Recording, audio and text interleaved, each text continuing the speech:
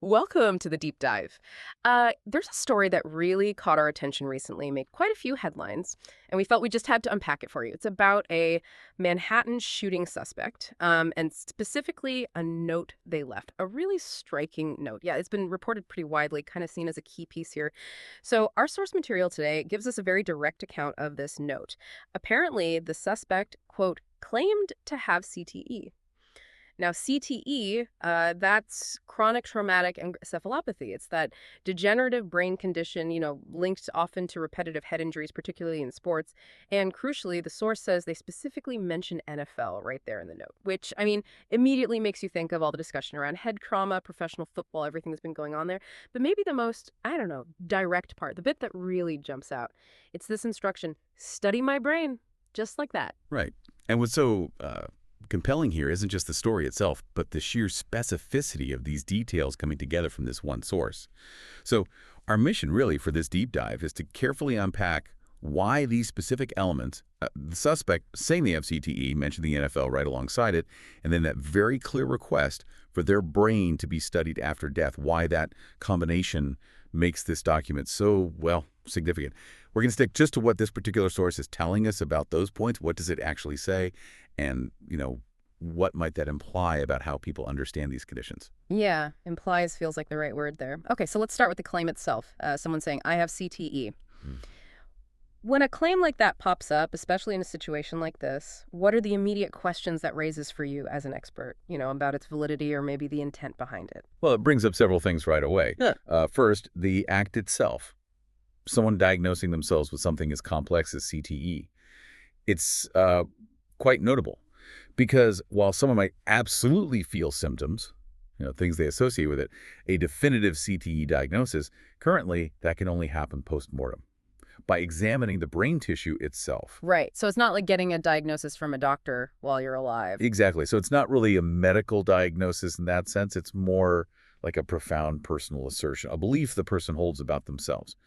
And then second, mentioning the NFL specifically, in that same breath, that immediately links this very personal feeling or belief to this much larger ongoing conversation in society and in science about head injuries in sports. Yeah. It suggests they're aware of that public discussion, perhaps even sort of internalized it somehow.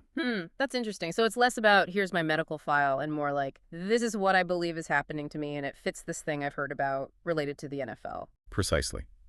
It's weaving together personal experience or perceived experience with public knowledge. Okay, and then there's that really sharp directive, study my brain. That's not just throwing something out there. It's specific. It's actionable. Yeah. What does asking for that in that kind of moment really tell us about what they might have been thinking or wanting? Yes, that directive, study my brain, I think that's incredibly significant. It kind of transforms the personal statement, doesn't it? It moves it from just an assertion to, well, a plea for verification, a request for science to step in. A plea for answers. Yeah, or at least understanding, maybe for themselves, maybe looking outward too. It implies a belief that the answers, or some important clues anyway, are physically in their brain. It's like they're calling for an objective look, to either confirm or maybe even refute what they felt was true about themselves. It's like they're offering their own brain up as potential data, a piece of a much bigger scientific puzzle. It really elevates that personal claim, doesn't it? It becomes this public request for scientific validation, almost saying, look inside and you'll see the truth of what I believe is wrong with me. So thinking about this, for you, the listener, when you come across this kind of story in the news, what do we take away? We've kind of walked through the core facts our source gave us.